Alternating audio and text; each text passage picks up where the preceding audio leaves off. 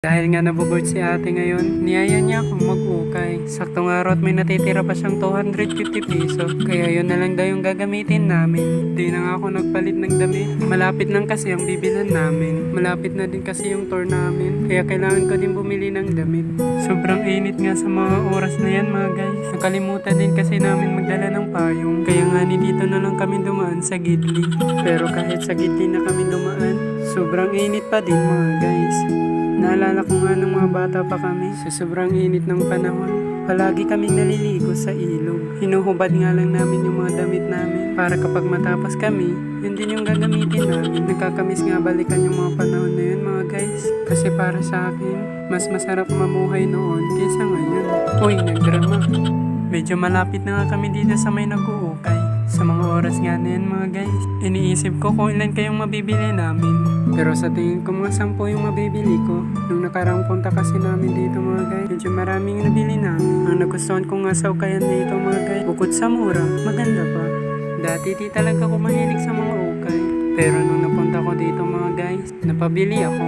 Kailangan nga lang dito magaling ka pumili. Kasi pag di ka nakapili ng maayos, ikaw din ang masasaktan bandang huli.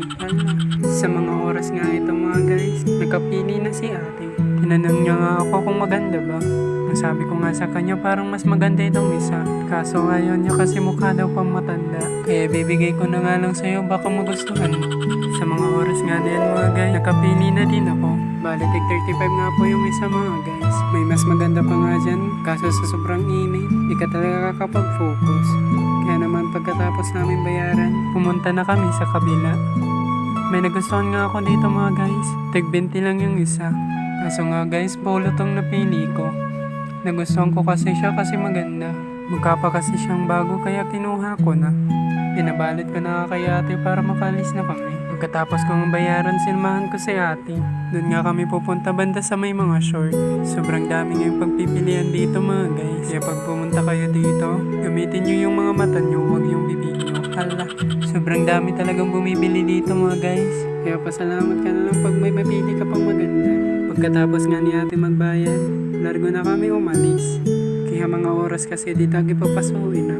Simula nga nung napunta ko dito sa Manila, 2 bisis pa lang nga umulan. Kaya nga minsan namimiss ko din maligo sa ulan mga guys. Nung mga bata pa kasi kami, pag bagong ulan nga, pinapainom kami ng tubig galing sa ulan. Paniniwala kasi sa amin yun, na pag uminom ka ng tubig galing sa ulan, hindi ka sisipunin. Pero ewan ko lang sa inyong lugar mga guys, kung naranasan nyo di uminom ng tubig galing sa ulan. Pero sa panahon ngayon mga guys, baka magkasakit ka pag uminom ka ng tubig galing sa ulan.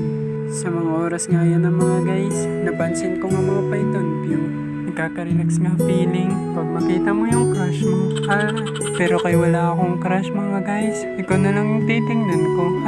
Sa mga oras nga dyan mga guys, lumiko si ate. Kala ko nga bibili siya ng milk tea. Pero nung makita namin yung mga presyo mga guys, medyo kinulang yung budget. Kaya nga pumunta na lang kami dito sa bakery. Kagad na nga akong pumili. At ikaw yung napili ko. Ito nga yung napili namin mga guys. At saka itong isa. Mukha nga masarap mga guys, kaya yun yung napili namin. Pagkatapos nga ni ate magbayad, kagad na kaming umuwi. Pagkadating nga namin dito sa bahay, kagad na namin kinain. Kung masarap pa siya o nagsasarap-sarapan lang. First bite. Di ko nga akalain na masarap pala siya mga guys. Para nga po siyang marshmallow bibingka. Di ko nga ma-explain mga guys. Basta may margarine siya at may asukal. Kaya nga pagkatapos kong tikman tong isa, tinikman ko naman tong pangalawa. Masarap nga din po itong isa.